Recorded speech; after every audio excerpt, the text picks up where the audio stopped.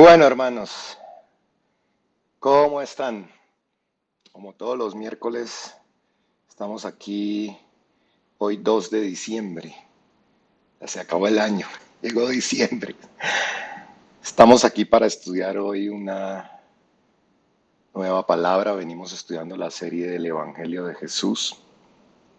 Eh, Vamos a ver hoy la parte 3.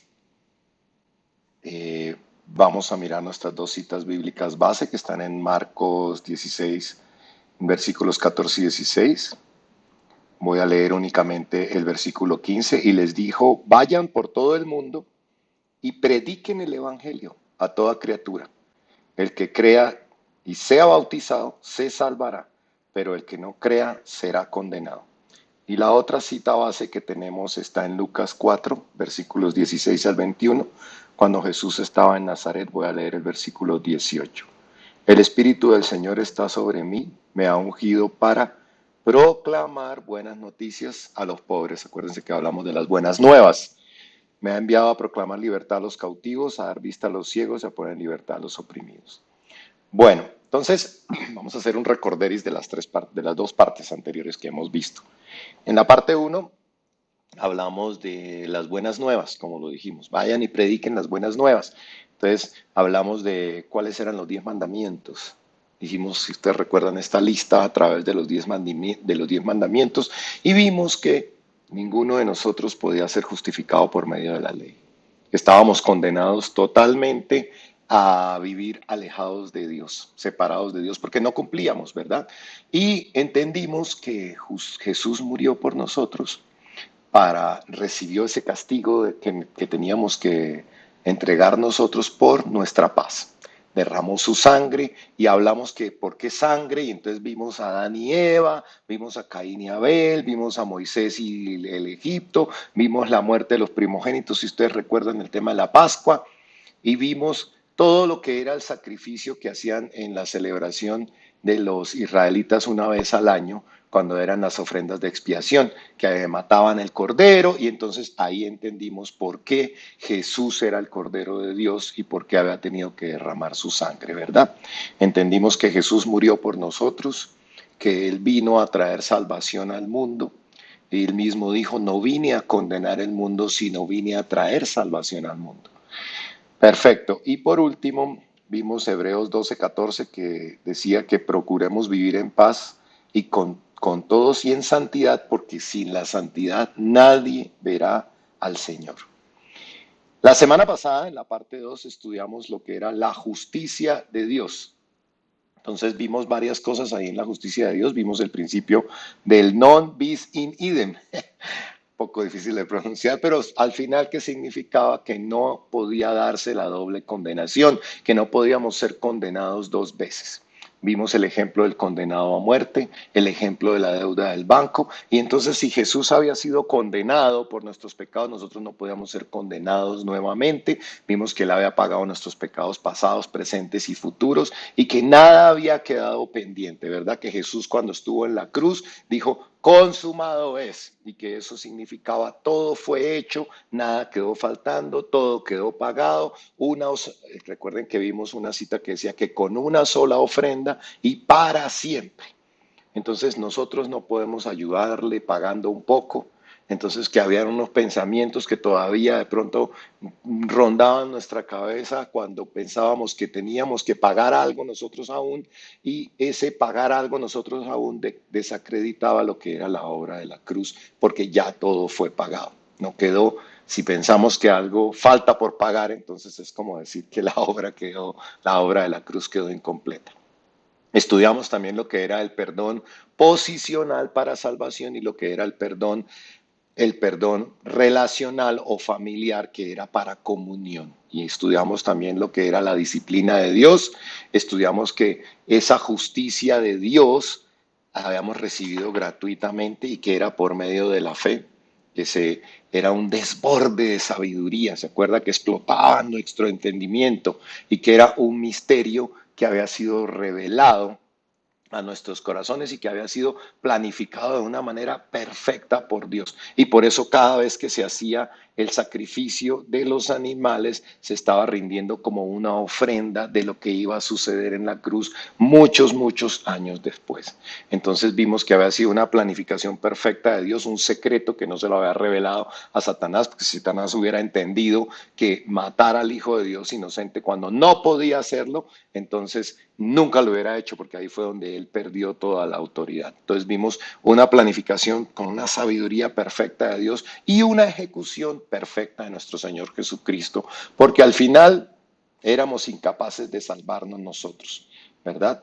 Entonces, hoy vamos a ver la parte 3. Vamos a hablar de el poder de la cruz, el poder de la cruz. Entonces, hoy vamos a estudiar 1 Corintios 1:18.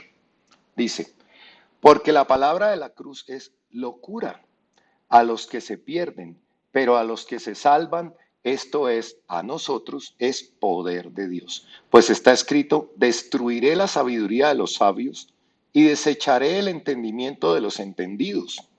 ¿Dónde está el sabio? ¿Dónde está el escriba? ¿Dónde está el disputador de este siglo?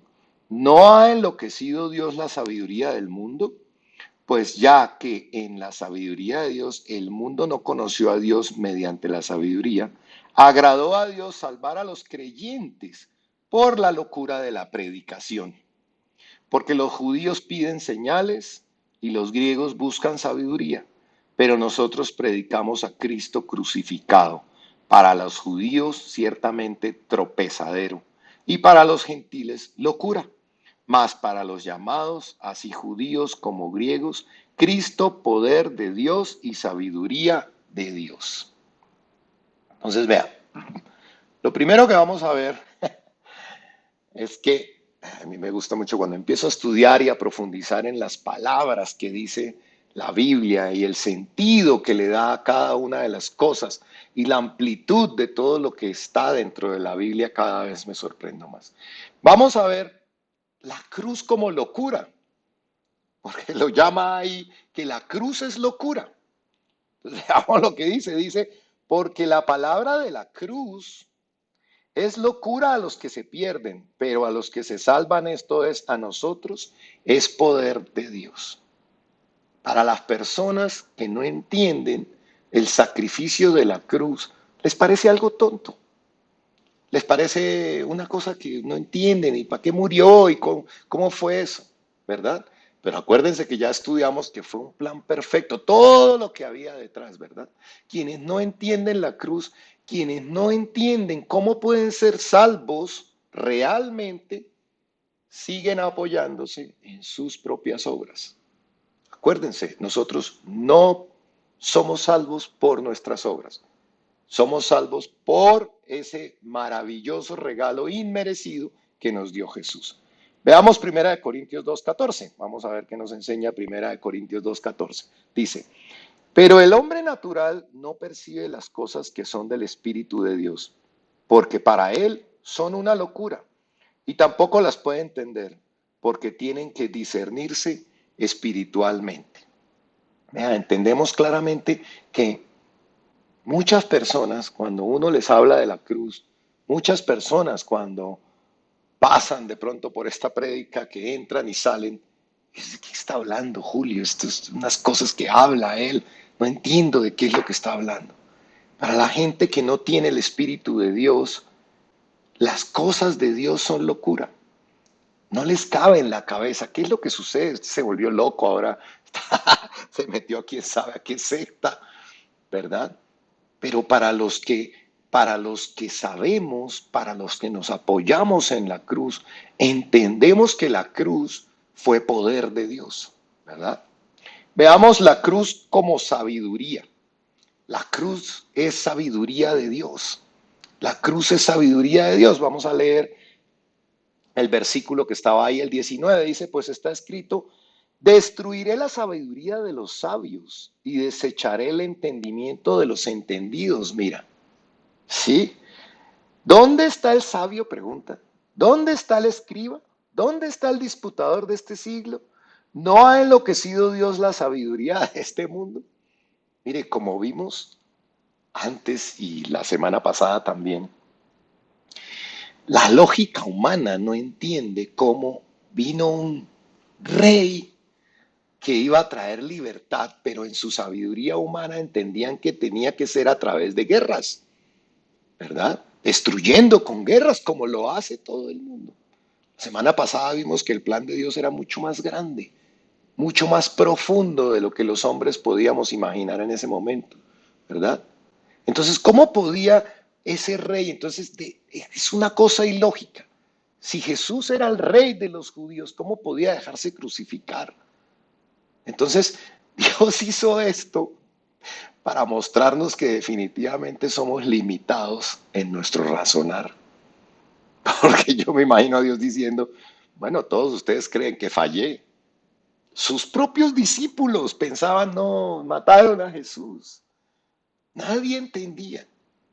Analizamos con nuestra mente todo lo que debemos analizar con nuestra mente limitada. Nos creemos realmente y vamos a ver unas cosas aquí de la sabiduría humana y la sabiduría de Dios. Es que nos creemos realmente muy inteligentes y eso nos hace traer soberbia a nuestro corazón, porque queremos basarnos en nuestra propia sabiduría, porque cuando aprendemos cosas, entonces ya no, está la sabiduría que yo quiero manejar, ¿verdad? Miremos Proverbios 3, 5, 7 que nos dice con respecto a la sabiduría humana. Mira, dice, confía en el Señor de todo corazón y no en tu propia inteligencia. Reconócelo en todos tus caminos y Él allanará tus sendas. No seas sabio en tu propia opinión, más bien teme al Señor y huye del mal. Entonces, viene clarísimo. ¿Y por qué nos dirá esto Dios? ¿Por qué nos querrá aconsejar que confiemos en Él y no en nuestra propia inteligencia? Porque está visto que en nuestra propia inteligencia nos equivocamos. Entendemos mal, está visto que sus pensamientos son mucho más altos que nuestros pensamientos. Está visto que su sabiduría y nuestra sabiduría somos cerebro de caracol. Vamos a estudiar unas pequeñas cosas aquí. La sabiduría del hombre. Vamos a ver dónde está la sabiduría de nuestro mundo hoy en día. ¿Cuál es la sabiduría del hombre? Empecemos hablando por teorías de la evolución. Dicen que enseñan todavía en los colegios que venimos de la evolución del chimpancé. Enseñan que eso es ciencia además, pero les digo algo, al final eso no es ciencia. Yo quiero que, voy a leerles cuál es el significado de la ciencia y del método científico. Dice, el cual está basado en la colección de datos a través de la observación y la experimentación. Entonces, no hay evidencia observable de que la evolución es verdad. No la hay, no hay pruebas del cambio de género. Ninguna especie ha presentado cambio de género. Hablan de unos pájaros que cambiaron un poco la forma de su pico a través de todos estos años y como de 2000 años o 3000 años hablan que ha cambiado, pero eso se llama adaptación, eso no es lo que propone Darwin en su teoría de la evolución. Entonces al final no es científico, también es por fe que toca creer en eso. ¿Sí? Y las personas nos comemos a veces entero todo lo que oímos. Y Dios nos dio un raciocinio, una inteligencia para discernir. Entendía que días por qué los animales puros son los rumiantes, porque ellos comen el alimento y luego lo regurgitan y luego sí se lo tragan. Y nosotros no podemos comernos todo lo que nos dice la vida y la ciencia. Tenemos que estudiar y analizar las cosas. Entonces, al final, el ser humano termina creyendo en la evolución por fe. Dicen, no, es que ustedes los cristianos creen en todo por fe. Y hoy les voy a demostrar una cantidad de cosas que están en la palabra que no se van a imaginar que Dios nos dejó pistas. Entonces, el método de la evolución de Darwin, no hay ninguna evidencia de ningún cambio de género. También es por fe. Una especie no puede cambiar a otra especie. Los perros pueden cruzarse, pero siguen siendo perros. Las aves pueden cambiar, pero siguen siendo aves. ¿sí? Entonces, esta sabiduría del hombre en la teoría de la evolución, inclusive a través del ADN y la genética del día de hoy, son teorías que están totalmente descartadas, pero por alguna razón se siguen enseñando y la gente las sigue creyendo. Vamos a ver el segundo punto, la sabiduría del hombre a través de la creación del universo. Una bola de energía, una gran explosión, se creó de la energía, la materia, pero ¿y la vida? Luego, ¿cómo de la materia vino la vida? Entonces, no, hay otro evento ahí que, ¡pum!, también hizo un salto para crear la vida. Y la inteligencia, no, no, es que también hubo otro salto para crear la inteligencia. Entonces, y la conciencia, porque nosotros no somos como los animales. El enemigo siempre ha querido tratarnos como los animales y por eso la teoría de la evolución. Pero Dios en Génesis y en todas partes dicen, gobiernen sobre los animales de la tierra. Pero Satanás siempre quiere ponernos al mismo nivel de los animales. ¿Sí? Siempre quiere ponernos al mismo nivel de los animales y por eso a través de la ciencia trata de convencer a muchas personas. Ya que días unas prédicas sobre, bueno, si tú crees tanto que eres descendiente del chimpancé, pues en una transfusión pides sangre de chimpancé a ver si te la quieres poner, ¿sí? O sea, hay cosas que no tienen sentido y vamos a verlo. ¿Cómo así? Entonces la inteligencia, ¿cómo así? Entonces no, es que salimos del agua, entonces el primer ser que salió del agua tenía pulmones o agallas. No, no, porque si tenía pulmones, entonces se ahogaba en el agua. Si tenía agallas, entonces no podía salir. Pero hay unos saltos que no son explicables y que tienen unos vacíos y por eso llaman el eslabón perdido, porque está perdido, porque no lo pueden demostrar. Luego dicen que la inteligencia se creó a sí misma, ¿sí? Que no había nada en el principio, la explosión y luego después de muchos millones de años tenemos rosas hermosas perfectamente diseñadas, una naturaleza perfecta en equilibrio. Todo el universo habla de un orden. Hay leyes perfectamente establecidas, la ley de la gravedad, las leyes de la termodinámica que inclusive hoy en día contradicen todo esto de la energía y la materia. Nuestro propio ser que está diseñado perfectamente, billones de células, ¿verdad? Con inteligencia al azar. Todo fue al azar. Y les quiero contar unas teorías. Hay una teoría que se llama la teoría del diseño inteligente que me gustó mucho sobre eso. La teoría del diseño inteligente que inclusive en algunas universidades no las pueden enseñar. En universidades que tienen que ver con cosas de pensamiento, filosófico y todo eso. La teoría del diseño inteligente, y les voy a decir por qué no la enseñan. Porque va en contra de toda la filosofía que habla de esta evolución y de este Big Bang. Pensemos en el arte. Pensemos en el David de Miguel Ángel, vea, aquí está el David de Miguel Ángel, ¿sí? ¿Será que este David fue producir como rocas que se golpearon unas entre otras? Eso no tiene sentido para nadie, ¿verdad? Cuando vemos esto, no tiene sentido para nadie pensar que algo tan hermoso se creó solo, ¿verdad? Pensemos en la Quinta Sinfonía de Beethoven. ¿Podría ser producto del azar? ¿O podría una pintura pintarse sola? Detrás de una escultura hay un escultor. Miremos un libro que tiene sus páginas con una historia completa, con unas fotos puestas perfectamente en el lugar preciso para que coincidan con la historia que estamos leyendo, ¿verdad?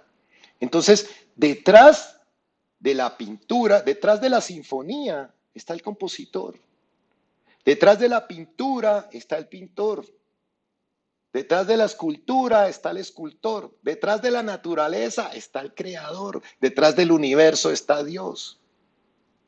Es increíble, mire, hasta hace poco con los descubrimientos del ADN, que ahora lo llaman de hecho el libro de la vida, y este ADN y este libro de la vida que tiene toda la información de tu ser, el color de tus ojos, la estatura, el tono de tu piel, hace que tenga uñas en los dedos, que tengamos un corazón, que tengamos dos ojos, que tengamos pulmones, además pulmones perfectamente diseñados para respirar el aire que en donde estamos, ¿no? Con la cantidad de oxígeno y nitrógeno y otros gases que hay en la atmósfera, ¿no? O sea, perfectamente diseñados estos pulmones. Y el ADN son pilas y pilas y pilas de libros, repletos de páginas y de páginas con códigos perfectamente entrelazados, ordenados, codificados de una manera perfecta, inclusive con códigos que utilizan cuatro letras, la A, la T, la G y la C, como quien programara un software especializado, ¿sí? Cuerdas cuidadosamente empaquetadas que ella leía sobre el ADN con carretes interiores, como todo un andamiaje para formar un cromosoma. Millones de datos de información, mire, para almacenar 1 gramo de ADN, me sorprende cuando estudio estas cosas, se requieren 1 billón de discos compactos. Y toda esta información está ahí al azar, ¿no? Luego vemos la manera como se duplica una célula. Estuve estudiando esto porque me pareció súper interesante. La manera como se duplica una célula en otra célula. El proceso, un proceso diseñado con mucho cuidado porque se tiene que reproducir completamente en la nueva célula porque nuestras células, todas de nuestro cuerpo tienen el mismo ADN. Tú te sacas sangre de aquí, tienes el mismo ADN, te sacas sangre de aquí, tienes el mismo ADN. Y en esta está la información de todo tu ser. Y la forma en cómo se duplican. Estas cuatro letras, la G, la C, la A y la T, esas letras que se unen y encajan perfectamente en cada una de las moléculas. Yo digo, esto es un diseño perfecto. ¿Cómo podría estar todo esto programado al azar para que le digas a tu primo ateo o a tu tío ateo o a tu amigo ateo que cree que no hay un Dios? ¿Cómo podría todo esto crearse sin alguien detrás? Esto lo llaman como el libro de la vida, como un programa de computador súper avanzado. ¿Cómo podemos? Nosotros trabajamos con una computadora, vemos un programa, hacemos un PowerPoint. Siempre detrás de un programa, hay un programador. No puede programarse un programa solo a sí mismo. Pero somos irreverentes como seres humanos, nos creemos sabios y la verdad es que seguimos teniendo cerebro de caracol frente a lo que es Dios. ¿Sí? Vamos a ver la sabiduría del hombre en los grandes pensadores ateos. Y esto lo entendí en estos días que también estuve mirando y estudiando unas cosas sobre los ateos que niegan a Dios. Es porque para ellos es más fácil no tener un Dios a quien rendirle cuentas sobre su estilo de vida. Entonces, si no hay un Dios, si no tienes un Dios en el universo, no tienes que cambiar absolutamente nada en tu estilo de vida. Si no hay un Dios, pues no hay nadie a quien tengas que darle cuentas. Puedes ser tu propio Dios, ¿verdad? Puedes seguir tus propios deseos, puedes hacer todo lo que quieras y al final no tienes que darle cuenta a nadie. Pero yo te digo algo, cuando uno mira también los otros dioses que hay en las otras religiones, Mahoma, los hindúes, Buda, todos estos otros dioses, o cuando la gente habla de las energías del universo, ¿cuál de ellos ha hecho algo? ¿Cuál, si no fue Jesucristo, vino a la tierra y dio un gran testimonio?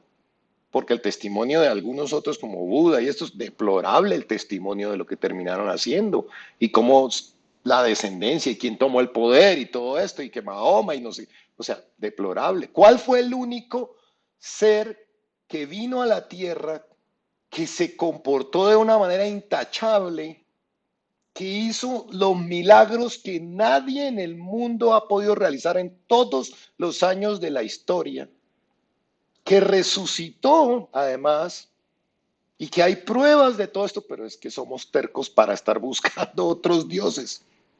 Como raza humana somos soberbios, negamos al Dios que nos creó, negamos esa realidad que está ahí, porque es más fácil para nosotros negar la realidad porque no tenemos que darle cuentas a ese Dios. Pero vea, Jesús vino a la tierra, es un hecho histórico, lo sabemos, si no, no se hubiera partido la historia en antes de Cristo y después de Cristo. Nadie puede negar que Jesucristo vino a la tierra. Resucitó y hay documentos con más de 500 testigos. Vamos a mirar un segundito más adelante el tema. En los escritos antiguos. Pero nosotros seguimos queriendo ser nuestros propios dioses. ¿Por qué creen que nadie ataca el Corán? O el libro de los mormones. O los libros del hinduismo. Pero se habla de la Biblia y verás cómo quieren cambiarla, cómo quieren inmediatamente, se molesta la gente cuando se habla de la Biblia. ¿Sí? Cuando habla uno de la Biblia, no, no, es que hay que tener libertad de culto, pero todo el mundo escucha lo que dicen de las energías, la nueva era, o sea, todo el mundo es súper comprensivo con todas esas cosas, pero nadie, todo el mundo se molesta con los temas de la Biblia. Y de hecho han querido prohibirla por muchos años. De hecho, en algunos países todavía está prohibida. ¿Por qué todo contra Israel? ¿Por qué todo contra la Biblia? ¿Por qué todo contra Jesucristo? ¿Por qué no se ataca a otras religiones? Porque quien está detrás de todo, pues es Satanás. Es el enemigo de Dios. Y a él no le interesa atacar a los que están en el hinduismo o en los budas, pues esos son de él. Van condenados a la muerte. Ahora, dentro de nosotros mismos, dentro de la misma iglesia, de los que creen en Jesucristo, o los que creemos en Jesucristo, algunas personas no se comprometen con Dios. Y es lo mismo. No se comprometen con Dios porque esto implica un cambio de vida. Y apenas se acercan, entienden que tienen que cambiar. Entonces se acercan lo suficiente como para calmar esa sed espiritual que todos tenemos, ¿verdad? Pero no se acercan lo suficiente porque saben que tienen que cambiar el estilo de vida. Y acuérdense que todos somos un espíritu, que tenemos un alma y vivimos en un cuerpo. Y cuando no tenemos el espíritu nos hace falta algo. Y entonces se acerca a uno lo suficiente para calmar esa sed espiritual que necesitamos. Veamos la sabiduría del hombre en los propios conceptos. El hombre hace prácticamente 6.000 años desde su creación quiso decidir con Adán y Eva por sí mismo qué estaba bien y qué estaba mal. Lo hemos dicho, comer de la manzana que aprendimos en el colegio. No es que comieron de la manzana prohibida, pues no era de la manzana. Realmente la palabra dice que comieron del árbol del conocimiento del bien y del mal. Y eso era que ellos mismos tomarían sus propias decisiones de qué estaba bien y qué estaba mal. Ahora eran dioses ellos mismos, como lo dice la palabra, para decidir qué estaba bien y qué estaba mal. Dios les dijo, no debes comer del árbol del conocimiento del bien y del mal, porque el día que comas de él ciertamente morirás. Y todos ya sabemos que obviamente cuando se habla de comer del árbol del conocimiento del bien y del mal, pues se está refiriendo no a comer literalmente, sino a cuando yo les digo a ustedes no coman del árbol de la venganza, pues es que no permitan la venganza en sus vidas, porque estarán comiendo del sabor que trae la venganza, ¿verdad? ¿Sí? Entonces, comer del conocimiento del bien y del mal es que yo decido. Y mire que los ateos quieren decidir por ellos mismos qué es lo que está bien. Y aún nosotros, los seguidores de Cristo, los cristianos, y vuelvo y digo, cuando hablo cristiano no hablo de ninguna religión, hablo de todas las personas que creemos en Jesucristo y de alguna manera estamos buscando ese acercamiento con Él. No queremos entregar las áreas, algunas sí, otras no, pero no queremos entregar las áreas porque algunas cosas yo considero que como yo lo hago es mejor que como lo propone Dios. Es mi sabiduría en esa área. Es como yo lo digo. Lamentablemente es nuestra vanagloria de sentirnos y crearnos y creernos nosotros propios dioses y más inteligentes que el Creador. Pero toda la evidencia que tenemos a nuestro alrededor apunta a un creador. Y quería compartirles que resulta que la Biblia no es solo un libro religioso, como lo llaman muchos, ¿verdad? Porque es el libro que revela, además, el único libro que revela secretos que ni la ciencia puede descifrar y sustentar, ¿verdad? Hay información en la Biblia sobre nuestro ser interior, sobre nuestra alma, sobre el comportamiento, que es todo lo que tiene que ver con la psicología, sobre la creación del hombre, sobre nuestra procedencia, cosas descubiertas hoy, reveladas miles de años atrás en la palabra, antes de que la ciencia las descubriera. Y vamos a ver algunas, porque hay más. Pero vamos a ver algunas cosas. Mire, les traigo la primera. La tierra. Qué bonita es la tierra, ¿cierto? Pues mire lo que se escribió en el libro de Job. Job 26:7. Dios extiende el cielo sobre el vacío. Sobre la nada tiene suspendida la tierra. O sea, Dios mío, ¿cómo pudo Job escribir este tipo de cosas? Fuera de la atmósfera, un espacio exterior. Sobre la nada está suspendida la tierra. ¿Cómo iba a saber en esa época que la tierra estaba suspendida en el espacio? Es increíble. Yo les cuento que es la tercera vez que estoy leyendo la Biblia y había pasado por encima. Todas estas cosas que les voy a mostrar hoy, las había pasado por encima. Si hasta hace poco, hasta 1492, pensamos que la tierra era plana. Y Job, que son como 600 o 700 años antes de Cristo, o sea, hace 2700 años, se había dicho que la tierra estaba suspendida en el espacio. Y nosotros hasta 1492, antes del descubrimiento de América, pensábamos que la tierra era plana. Mire, hasta 1700, Isaac Newton empezó a hablar sobre este tema. Y Job lo dijo como 500 o 600 años que se escribió el libro de Job antes de Cristo, hace 2500, 2600 años. Increíble. No es un libro, la sabiduría, o sea, realmente es un libro que nos enseña cómo movernos en la vida, pero es un libro que tiene muchos conceptos.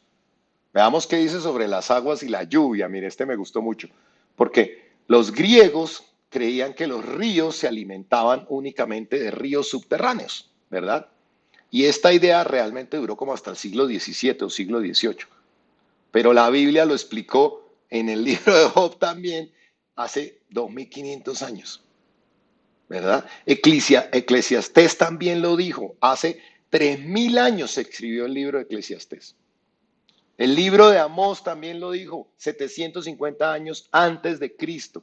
No se sabía de la evaporación y de los ciclos del agua. Vamos a mirar estos tres textos. Dice, Él, o sea, Dios, hace subir las gotas del agua. El vapor se condensa para formar la lluvia. Entonces las nubes la derraman, precipitándola sobre la humanidad. Se sabía que el agua venía de las nubes, pero no se sabía cómo se formaban las nubes. ¿De dónde venían el agua? ¿Cómo así que se evaporaba? Es que esto es reciente, a nosotros nos parece súper normal porque lo conocemos de todos los avances de la ciencia, pero entender que el agua se evaporaba no era algo de esta época. Eclesiastés, como les dije, todos los ríos van a dar al mar, pero mire, pero el mar no se llena. Los ríos vuelven al lugar donde nacieron para volver a correr de nuevo. El agua es evaporada y vuelve a caer en las partes altas y vuelve a correr de nuevo. Estaba hablando del ciclo del agua de la evaporación. Veamos el libro de Amós. Él construye una escalera entre los cielos y coloca su estructura sobre la tierra. El que reúne las aguas del mar para derramarlas sobre la superficie de la tierra, su nombre es Jehová. O sea, ellos tenían claro 700 años antes de Cristo, que el agua del mar se evaporaba y se formaban las nubes y que de ahí nuevamente venía a los ríos. Y entendía, porque el agua del mar es salada y el agua de los ríos es dulce. Entonces ellos tenían esa revelación. A mí me sorprende esto. Miremos Levíticos 17:11, vamos a ver algunas cosas. Y es que la vida de todo ser está en la sangre. Mire, hasta eso parece tan normal, ¿eh? El libro de Levítico fue escrito 1400 años antes de Cristo, o sea, hace 3400 años de hoy. Y hasta hace pocos años no se entendía bien cuál era la función de la sangre. La vida de todo ser está en la sangre. Y a nosotros nos parece obvio, pero antes no se sabía. Vea, Noé recibió las medidas para, este no lo vamos a ver porque está largo ahí también. Noé recibió las medidas para construir el arca de Noé. Hace 4500 años que sucedió eso. Y los constructores, esto está en Génesis 6:15, si quieren ir a mirarlo. Los constructores de barco, pues muchos años después, porque en ese momento no había llovido en la tierra, ¿verdad? Los constructores de barcos saben que para que un barco flote necesita que el largo sea 6 veces el ancho. O sea, Dios le da a Noé las medidas del arca de Noé con unas medidas de largo y unas medidas de ancho, y la relación entre largo y ancho es de 6 veces. Y las reglas de la navegación dicen que tiene que ser así, porque si es más delgado, da bote, o sea, tiene que tener una relación importante en eso. Mire, y hablando del ADN, las barreras genéticas que hemos descubierto con todo este tema del ADN no permiten que determinada especie pueda cambiar a otra especie totalmente distinta, ¿sí? Las variedades de especies conocidas no pueden, solo se pueden reproducir de acuerdo a su especie, ¿verdad? Totalmente diferente a lo que dice la teoría de la evolución, ¿verdad? Veamos cómo lo expresó Dios en Génesis. Génesis 1:24-25 dice, luego dijo Dios que produzca la tierra seres vivos según su género, ¿verdad? Bestias y serpientes y animales terrestres según su especie, y así fue que Dios hizo animales terrestres según su género y ganado según su género y todo animal que repta de la tierra según su especie. O sea, 6000 años atrás, escrito por Moisés además, y que iba a tener Moisés idea de esto, entendía que el género y la especie, esas cosas no se pueden cambiar. Pero ahora decimos que no, que sí, que eso podía cambiar y que tenía que cambiar. Eso, las leyes de la genética no permiten eso. Miremos este que habla un poco sobre que la Tierra es redonda. Esta me sorprendió muchísimo. Dice, Él está sentado sobre el círculo de la tierra. Este me gustó mucho. 700 años antes de Jesús, 2700 años de ahora, cuyos moradores son como langostas. Él extiende los cielos como una cortina y los despliega como una tienda para morar. Mire, en la nueva traducción viviente, en la nueva versión internacional dice, Él reina sobre la bóveda de la tierra. Increíble. Él está sentado sobre el círculo de la tierra. O sea, esto es la tapa esta vaina. A mí me sorprendía cuando empezaba a leer todo esto y he aprendido de estas cosas. Yo decía, wow, increíble. Dios nos ha dejado pistas de su sabiduría. Dios nos ha dejado pistas.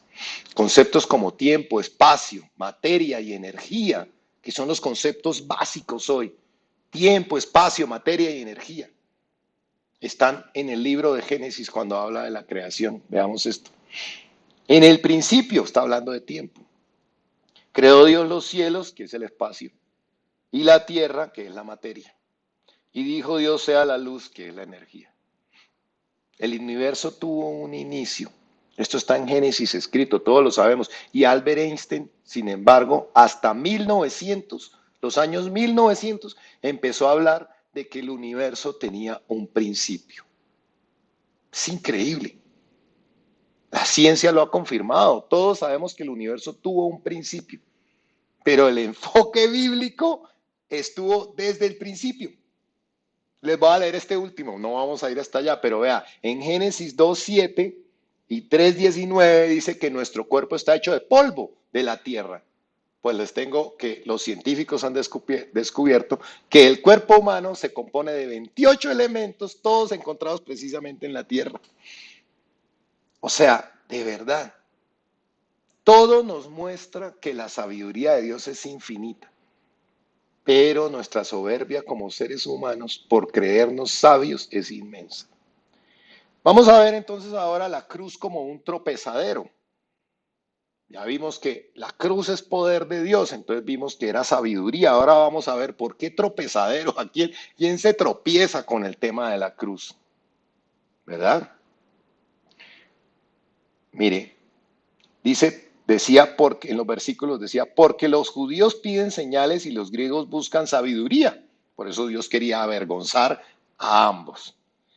Pero nosotros predicamos a Cristo crucificado, que para los judíos ciertamente es tropezadero. Tropezaban con esto, por eso no les gustaba la predicación, tropezaban con esto. Y para los gentiles locura, o sea, los gentiles, esto no entiendo esta vaina. Más para los llamados así judíos como griegos, Cristo, poder de Dios, sabiduría de Dios, ¿verdad? Mire, las personas religiosas siempre piden milagros. Quieren caminar por vista, quieren señales. Siempre dicen, no, yo por la fe no, yo quiero cosas que pueda haber. Pero Jesucristo es un hecho, todos sabemos, comprobado históricamente. Como les dije, hay registros históricos con más de 500 testigos que reconocen en los libros antiguos haber visto a Jesús de Nazaret vivo después de que fue muerto en la cruz, ¿verdad?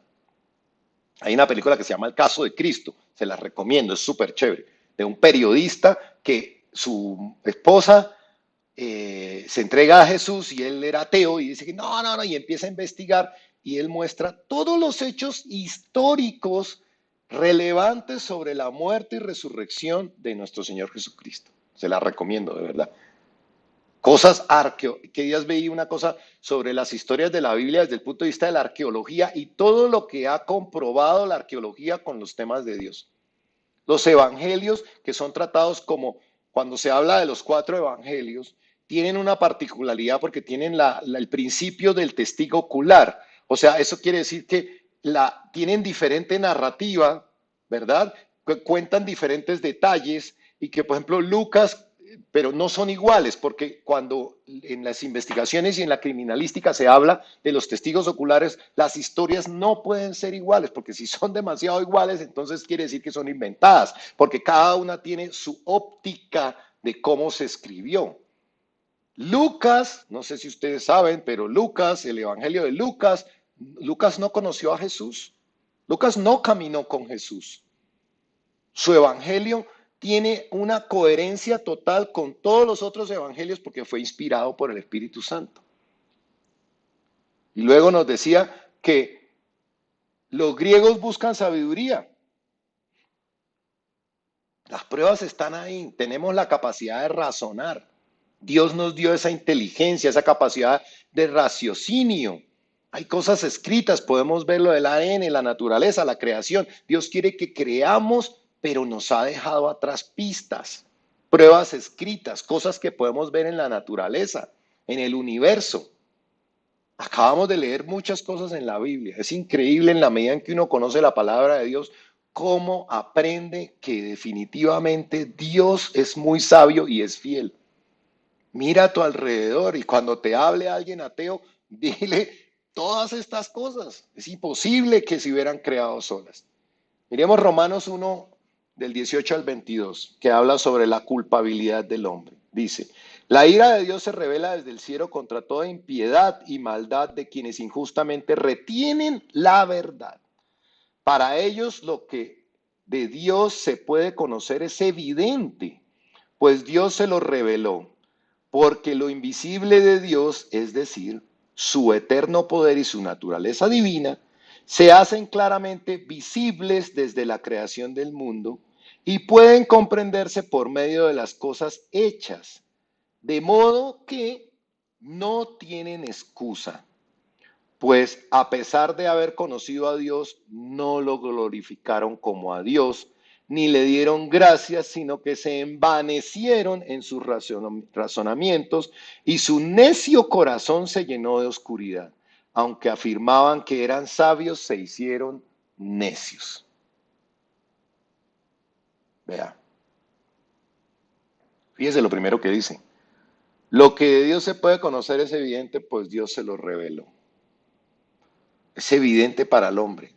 La parte invisible de Dios es revelado en todas las cosas hechas. Eso es lo que está diciendo la palabra. La parte invisible que no podemos ver, lo que les decía ahora. Detrás de un escultor, o sea, tú ves una escultura y cuando ves la escultura, entiendes que hay algo detrás que es el escultor. Entonces, de lo invisible de Dios se hace evidente en lo que es visible. Se hacen claramente visibles desde la creación del mundo y pueden comprenderse por medio de las cosas hechas. Toda la creación habla de Dios. Todas las cosas hablan de su existencia. El pintor, el escultor, el compositor, pero el hombre no quiere reconocer a Dios porque no quiere un Dios, quiere ser su propio Dios. Y mira cómo dice, de modo que no tienen excusa, ¿verdad? Todas las personas están en capacidad de reconocer a Dios, todas. Y entonces, ¿qué pasa? Pues no lo glorificaron como a Dios, ni le dieron las gracias, sino que se envanecieron en sus razonamientos. La soberbia del hombre nuevamente de creerse sabio. Les voy a leer qué significa envanecerse, sentirse orgulloso de sus razonamientos. Increíble. Dice al final que aunque afirmaban que eran sabios, se hicieron necios. Persona necia es la que insiste en sus propios errores o se aferra a sus propias ideas y posturas equivocadas, demostrando con ello poca inteligencia. Eso no lo estoy diciendo yo, por si acaso, lo dice el diccionario. Entonces, todo nos muestra sobre la creación de Dios. Todo nos muestra sobre la sabiduría divina. Todo nos muestra que hay un Dios. Mire, la gente, aún las personas que dicen no creer en Dios, usted les pregunta y les dice, bueno, o sea, tú crees que no hay un Dios, o sea, no hay a quien rendirle cuentas, todos podemos vivir como queramos. Pero ¿qué opinas de un asesino y violador que coja a una niña de 9 años, la mate y la entierre y la ponga en una bolsa? ¿Qué opinas de eso? Todas las personas te van a decir, no, terrible eso, terrible. ¿Por qué? Porque tenemos una conciencia del bien y del mal. No es cierto que nosotros creemos que no hay un Dios. Lo que pasa es que no queremos acercarnos a Dios. Eso es lo que le pasa al ser humano. No quiere acercarse a Dios porque él quiere ser su propio Dios, él quiere tomar sus propias decisiones. Y cuidado, mire, ya vimos hoy lo que nos enseña la palabra. Tenemos que rendirnos para tomar consejo. Yo cada vez que leo la palabra digo, Dios mío, dame consejo, dame sabiduría, no quiero guiarme por mi propia inteligencia. Ahora sí entiendo cuando tú dices, no te guíes por tu propia inteligencia porque soy cerebro de caracol. En cambio, tú sí sabes hacia dónde debo ir. Bueno, increíble, hermanos. Quería traerles esta reflexión. Vamos a orar.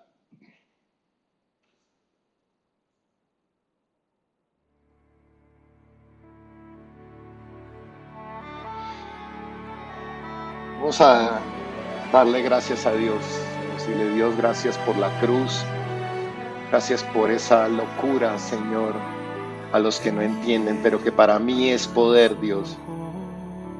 Gracias por haber ido a la cruz. Gracias por haber guardado ese secreto y por habernoslo revelado en este tiempo, Dios, para que podamos entender tu majestuosidad y el gran amor que tienes para con nosotros. Gracias, Dios, por mostrarme tu sabiduría. Entiendo que no venimos de los animales. Perdóname si en algún momento he aceptado estas teorías, Dios, y te he llamado mentiroso, porque he creído en lo que el hombre habla y no he creído en lo que está escrito en tu palabra, Señor. Tú nos has dado un estatus como hijos tuyos, una autoridad sobre todo lo que está en la tierra, Señor.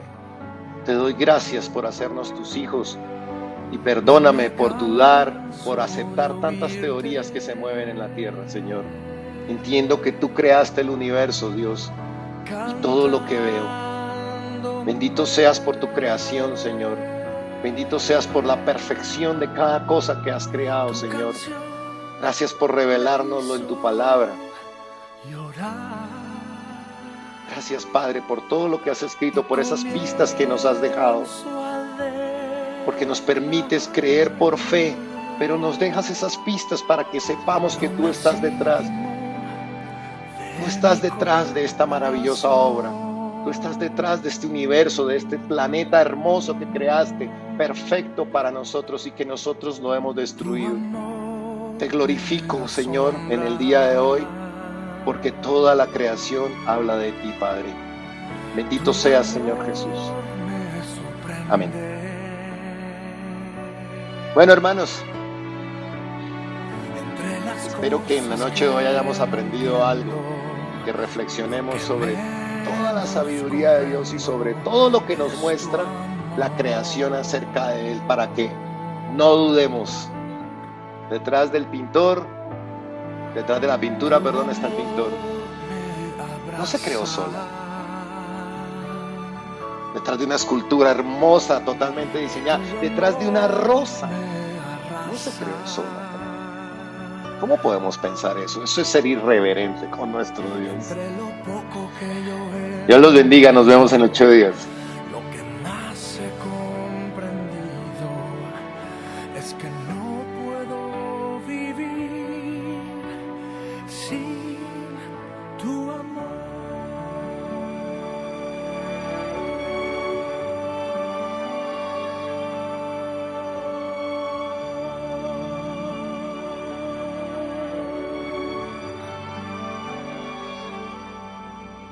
Escuché el latido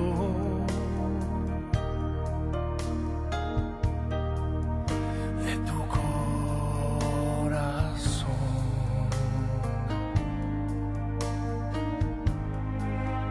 Pude oír la ternura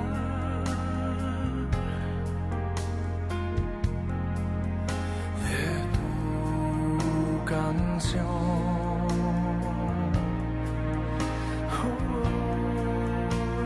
Estar a tu lado,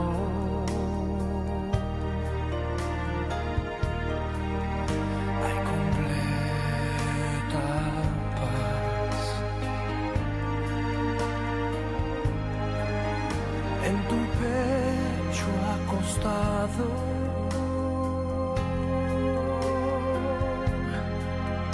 me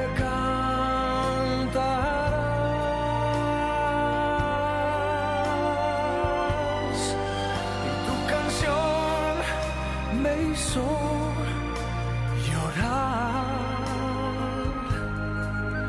y comienzo a declarar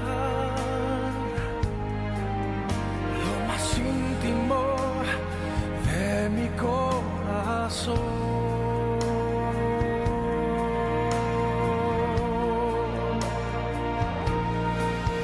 Tu amor me conmueve,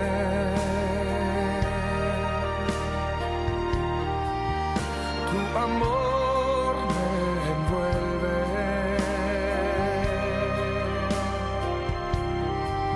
entre las cosas que no entiendo, lo que menos comprendo es tu amor.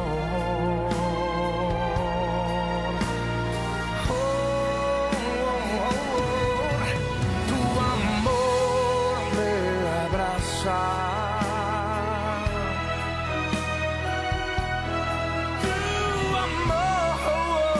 me abraza, entre lo poco que yo he entendido, lo que más he comprendido es que no puedo vivir sin tu amor.